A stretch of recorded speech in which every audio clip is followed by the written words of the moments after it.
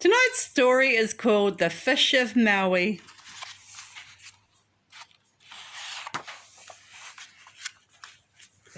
Maui the Magical had powers and was much better at everything than his four foster brothers, Roto, Mua, Pahi and Taha. They planned to go fishing the next day, but had not told Maui as they were jealous and did not want him to come.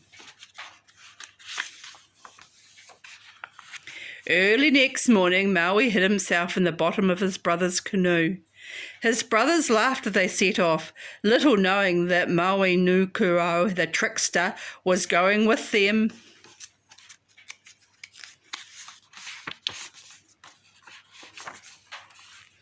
They paddled out beyond the breakers until they found a good place to fish, but it was not good enough for Maui, the quick-witted one. He sprang from his hiding place in the bottom of the canoe.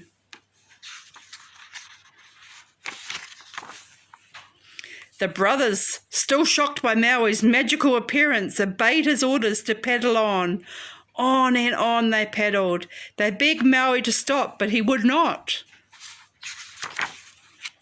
As the sun began to set, the land was already out of sight. All that night, Maui paddled by the light of Marama, the moon. One by one, his brothers fell asleep. The sea miles slipped beneath the keel as the canoe, as something drove Maui on and on. Morning found the brothers grumpy and surly. Maui was at last satisfied that the fishing place was as utu. His brothers would give him no bait, so he struck himself on the nose and spared the magic jawbone hook with his own blood.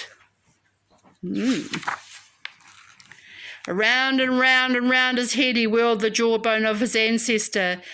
Out and up it crept in a widening spiral like a great curving in the air. Then he flung it free, so to plummet like Tikaro, the shag, into the ocean.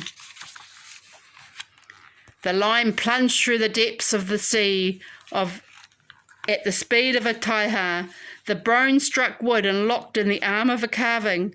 Maui, on the other end of the line, did not know that his hook was snared on the tokitaro of a whare, rooted deep in the back of a giant being. He was not landing a fish, but fishing a land. He tugged, he wrenched, he heaved, he strained with every muscle in his body. At the bottom of the ocean, something began to stir. Above Maui chanted Kākia that passed down the line and into the great fish. They called on it to rise up, to become light and float to the surface, but it knew the sea was its home and it began to fight. Maui braced himself as the sea began to churn and boil. Planting his feet firmly astride the canoe, he started to pull on the line. His terrified brothers made no move to help him. They clung to the buckling craft. The fish thrashed in fury, but his strength was not as strong as Maui's will. Power coursed through Maui, and the great fish ballooned to the surface.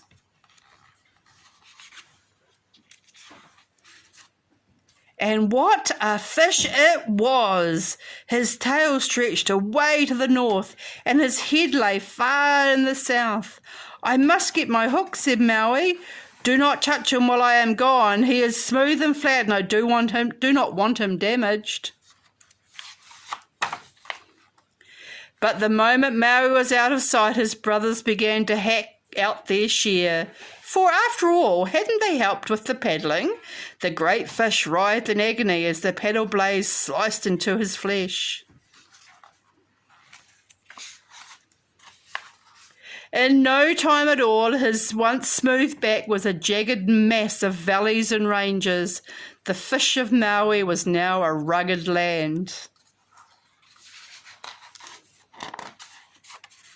You may have visited Te Ika o Maui, or even be living on his back at this very moment, for he is the North Island of New Zealand.